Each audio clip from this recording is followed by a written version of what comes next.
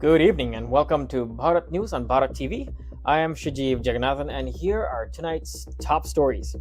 In breaking news, stocks surge following Donald Trump's election victory, reflecting market confidence in the president-elect's economic policies.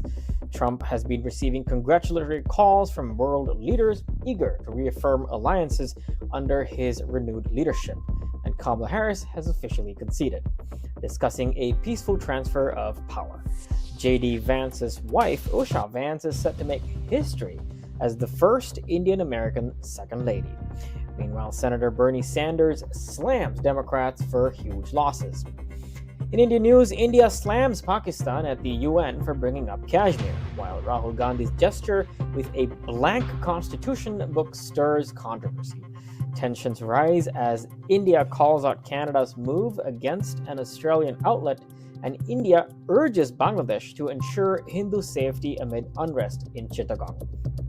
In international news, Bangladesh redirects its textile exports through the Maldives, bypassing India.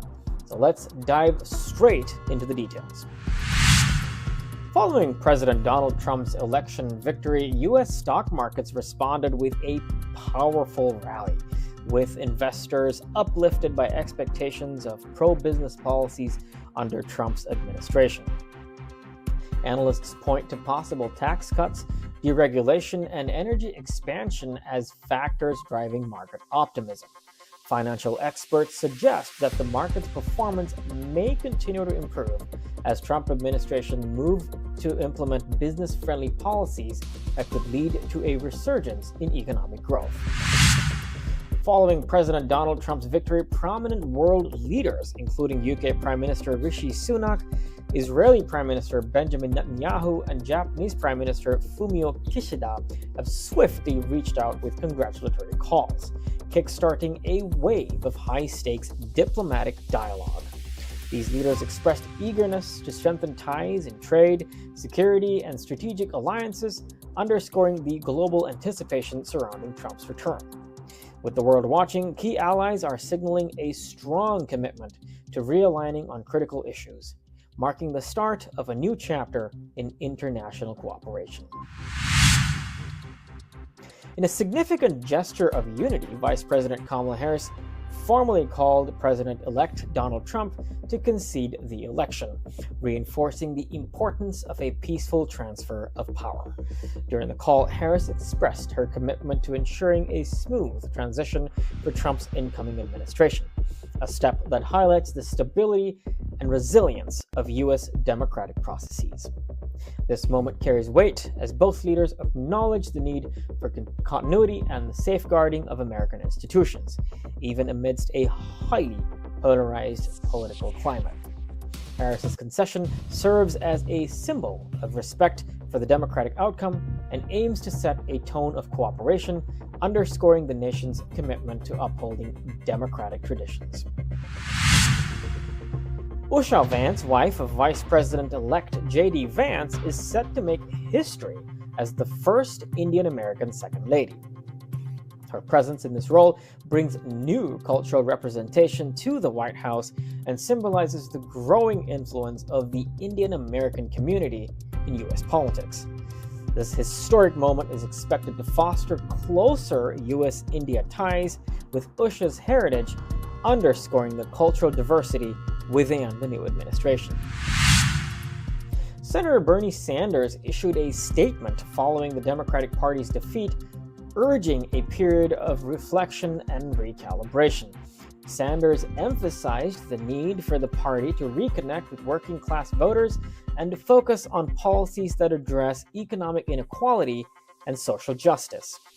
His message comes as Democrats face an inflection point, with Sanders suggesting a return to core issues that resonates with the party's base to rebuild voter trust and momentum. India issued a strong rebuke to Pakistan in the United Nations after Pakistan raised the Kashmir issue, calling it an unwarranted provocation. India's UN representative argued that Pakistan's repeated focus on Kashmir distracts from addressing its own internal challenges. This response reinforces India's stance that Kashmir is a domestic matter, urging Pakistan to redirect its efforts towards its own national issues rather than stoking regional tensions. During an event in Nagpur, Rahul Gandhi displayed a blank book symbolizing the Constitution, a move intended to highlight his calls for reform.